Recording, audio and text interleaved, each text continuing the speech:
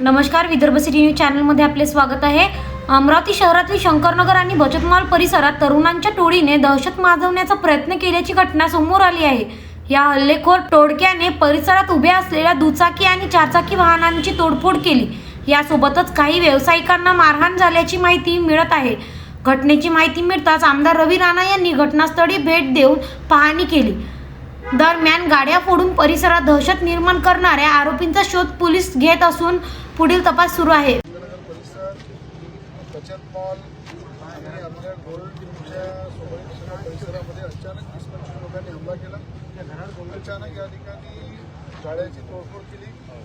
वाढदिवसाला लहान मुलांसोबत त्या वाढदिवसावर दगडफेक केली। बचत मॉल फोडला। मोठ्या प्रमाणात नवाज चौकामध्ये सुद्धा दुकानं बंद केली, दुकानावर दगडफेक केली।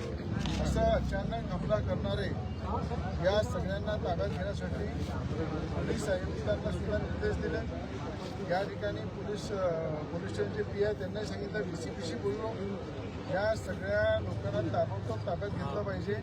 अशा प्रकारचे दहशत माजवणं, अशा प्रकारे दहशतीचं वातावरण तयार करणं आणि निपक्ष लोकांना अशा प्रकारचं मारणं, या ठिकाणी आमच्या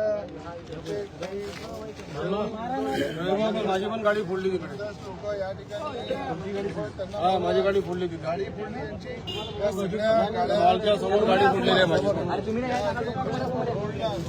लोकांना मारलं, दुकानावर हमला केला, दुकानं बंद करण्यासाठी दादागिरी केली आणि गरीब लोकांना असं मारणं, या माजलेल्या सगळ्या जे दंगाखोर लोक आहे यांना खऱ्या अर्थानं ताब्यात घेऊन पोलिसांनी नंग करून रस्ता मारला पाहिजे।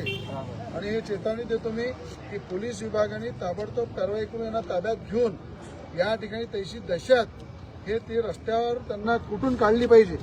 म्हणून या ठिकाणी पोलीस कमिशनरलाही माझी विनंती आहे की आता लगेहात जे कृपयाचे लोक आहे, क्राईमचे लोक आहे, PI आहे, ज्या पद्धतीनं कामाला लागले त्यांनी ताबडतोब ताब्यात घ्यावं आणि कडक त्याच्यावर कारवाई करावी। आणि जेवढ्या गाड्यांचं नुकसान झालेलं आहे, मॉलमध्ये नुकसान झालेलं आहे, गाड्या फोडलेल्या आहे, या सगळ्याचा पंचनामा करून यांना नुकसान भरपाई भेटली पाहिजे।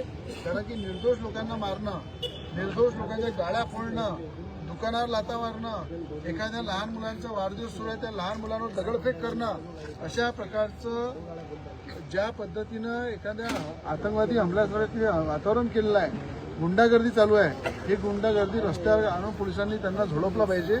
हे पोलिसांना मी या ठिकाणी सांगत आहे। अन्यथा मी स्वतः माझ्या पद्धतीने